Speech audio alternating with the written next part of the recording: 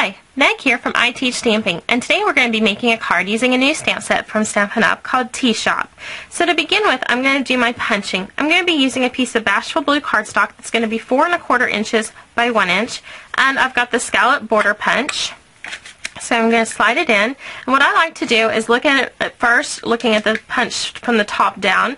That way I can center it from left to right, paying attention to the silver part on the back side of the punch. So I'm going to punch this first one, and then I like to flip it over and slide it down on each direction. That way I can be sure to line it up really well. So I'm going to finish getting this punched. Now I'm going to be using the matte pack from Stampin' Up. So it comes in a 3-pack, and I've got my paper piercer. And the part I'm going to do right now is very simple. Just down through the center of each of the scallops, I'm going to poke a hole. So I'm trying to do it in the same line where the point of the scallops is. And you can use a ruler to line it up if that makes it easier for you. I'm just going to go through and paper pierce all the way down. Alright, while I've got my matte pack out, I'm going to turn to a piece of Whisper White that's going to be 4 1/4 inches by 1 3/4 inches, and I'm going to be using the paper piercing guide from the matte pack, and I'm going to do the smallest holes. So what I'm going to do is line up this black line of the matte pack, not the edge of it, but the black line to the edge of my cardstock, and then just hold it firmly in place, and then you just take your paper piercer and go through every single hole all the way down. And then when you run out of room, just slide your paper piercing guide over and continue punching. Next, you want to stamp your teacup. So this is all going to be on one stamp, and I just used my markers so I could have all different color teacups for coloring it, and I stamped it onto Whisper White cardstock. But I decided I really wanted the teacup handles to be cut out. So whenever I'm doing that, I like to use my hobby knife from Stampin' Up, and I'm using the hardboard that's also in that matte pack. And so then just take your hobby knife and trim it out.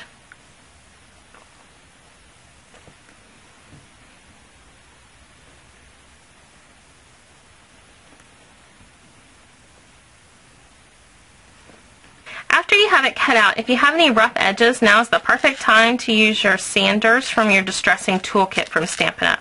Just go through and file it down as needed to get rid of, like I said, any rough edges you might have left over from your hobby knife.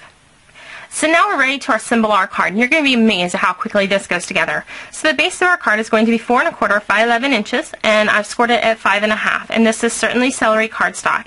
Across the bottom, I stamped the floral image, also from the Tea Shoppe stamp set, in Certainly Celery ink onto our Certainly Celery cardstock. Now, I did not want to have the whole image show. I wanted a very defined line, and so all you want to do is take a piece of scratch paper and lay it where you don't want the ink to be, and then stamp. And then when you pull this off, you'll have that nice crisp line. So to that line, I'm going to take a piece of Pretty in Pink cardstock that's 1/8 of an inch wide, or tall, and 4 1/4 inches wide.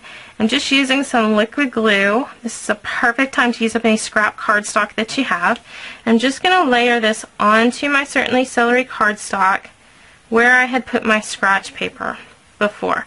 So that's why I said you want that nice crisp line. You don't want to have your stamped image up above it. Next, I layered together the Bashful Blue that we punched and the Whisper White that we paper pierced, and this is going to sit right above it on our Certainly Celery cardstock. Now I've got another 1/8 inch strip, 4 1/4 inches long, of Bashful Blue. And put more liquid glue on there. And this is going to go right at the top of that Whisper White cardstock. So I stamped the sentiment in soft suede ink, punched it out using the 1 1/4 inch circle punch, and then I'm just going to take my snail and layer it onto a piece of soft suede that I punched out using the Scallop square punch, and all these punches are from Stampin' Up. And those are just going to layer together. And then I have my fun 3 little teacups. So I'm going to put the pink on the left side. Just kind of play with your spacing on how you want it to be. Make sure that you don't forget to add your words in there. So part of it's going to get covered up. And then I'm ready to stick those down. So I'm going to put the Certainly Celery one down first. And then the Pretty in Pink one.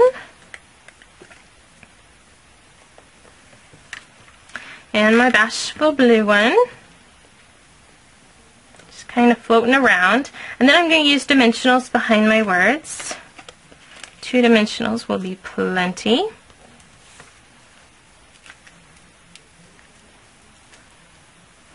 And stick those on.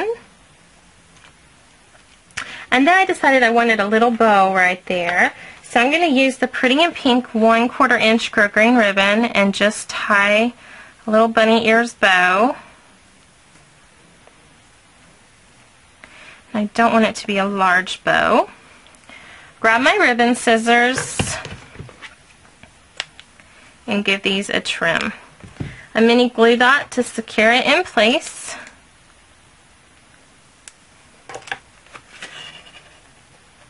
And then we have our cute little teacup card. Now, of course, we need to do the inside. So all I did was take a piece of Whisper White that's going to be 4 inches by 5 1/4 inches, and I stamped the teacups across the bottom.